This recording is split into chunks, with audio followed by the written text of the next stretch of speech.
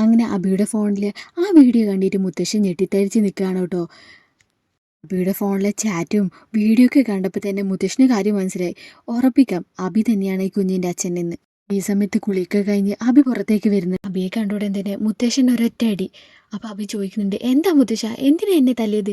എടാ അബി, നിന്റെ ഫോണിലെ ചാറ്റ് മൊത്തം ഞാൻ വായിച്ചു, അനഘയുമായിട്ടുള്ള ചാറ്റ്. അതിൽ വ്യക്തമായിട്ട് പറയുന്നുണ്ട് ചന്തുമോള് നിന്റെ മകളാണെന്ന്. അതുമാത്രമല്ല, അനഘയെ കൊല്ലാൻ നീ ഗുണ്ടകളെ ഏൽപ്പിച്ചില്ലേ, ആ വീഡിയോയും ഞാൻ കണ്ടു. എടാ പേരും കള്ള, നീ ഞങ്ങളെല്ലാവരെയും പറ്റിക്കായിരുന്നല്ലേ. 5 വയസ്സുള്ള ഒരു കുഞ്ഞില്ലടാ നിനക്ക്, എന്നിട്ടാണോ നീ മറ്റൊരു കല്യാണം കഴിച്ച്? നീ ചെയ്ത തെറ്റ് എൻ്റെ ആദർശമോൻ്റെ തലയിൽ നീ കെട്ടിവെച്ചില്ലേ. ഒരിക്കലും ഞാൻ നിന്നോട് ക്ഷമിക്കാൻ പോകുന്നില്ല. നിനക്ക് നിൻ്റെ അമ്മയുടെ അതേ സ്വഭാവം തന്നെ.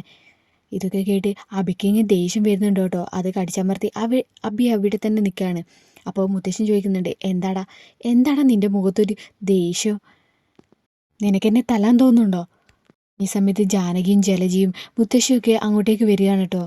എന്നിട്ട് ജലജ ഓടി വന്ന് ചോദിക്കുന്നുണ്ട്, അച്ഛാ എന്താ ഒരു ശബ്ദം കേട്ടത്? ജലജയെ ആദ്യം അടി കിട്ടേണ്ടത് നിനക്കാ. എന്നിട്ട് ജലജ ചോദിക്കുന്നുണ്ട്, എന്താ പ്രശ്നം? അബി നീ എന്താ ചെയ്തേ? നീ എന്തെങ്കിലും മുത്തശ്ശനോട് അനാവശ്യ കാര്യം എന്തെങ്കിലും പറഞ്ഞോ?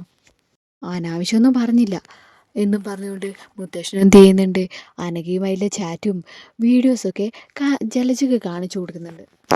ചന്തുമോളുടെ അച്ഛൻ അബിയാണെന്നും പിന്നെ അനഘയെ കൊല്ലാൻ നോക്കുന്ന വീഡിയോസൊക്കെ കണ്ട് ജലജയൊന്ന് ഞെട്ടുന്നുണ്ട്.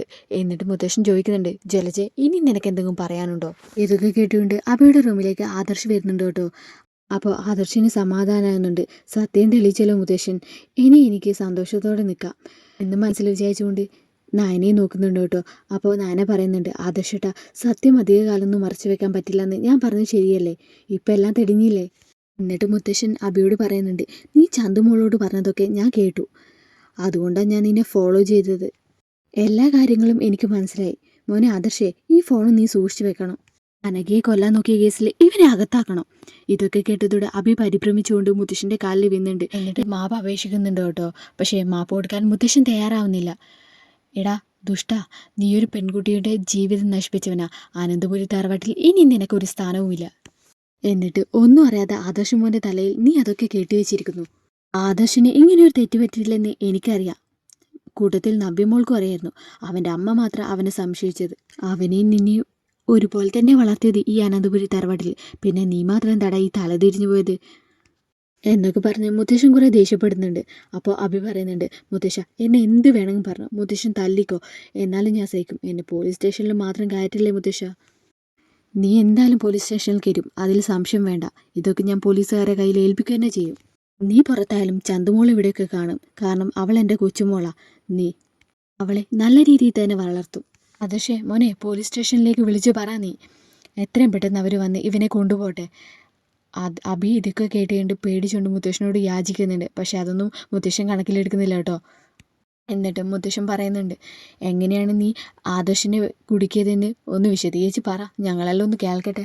ഈ സമയത്ത് നാന പറയുന്നുണ്ട്, ഞാൻ ആദ്യമേ പറഞ്ഞില്ലേ മുത്തശ്ശ, അബിയുടെ പ്ലാൻ ആയിരിക്കുമല്ല എന്ന് ആദർശേട്ടനെ കൊടുക്കാൻ വേണ്ടിയിട്ട്. അബി നീ എവിടം വരെ പോകുമെന്ന് ഞങ്ങളൊന്ന് നോക്കിയതാ. എത്ര നുണ പറഞ്ഞാലും സത്യം എപ്പോഴാലും തെളിയും.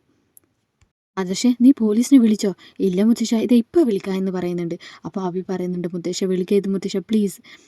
ആ പെൺകുട്ടി നിന്നെ സ്നേഹിച്ചു എന്നൊരു തെറ്റു മാത്രമല്ലേ ചെയ്തിട്ടുള്ളൂ. അതിന് നീ കൊടുത്ത ശിക്ഷയോ അവളെ മരണത്തിലേക്ക് തള്ളിവിടുന്നു. ഇതൊന്നും ക്ഷമിക്കാൻ എന്നെ കൊണ്ട് പറ്റില്ല.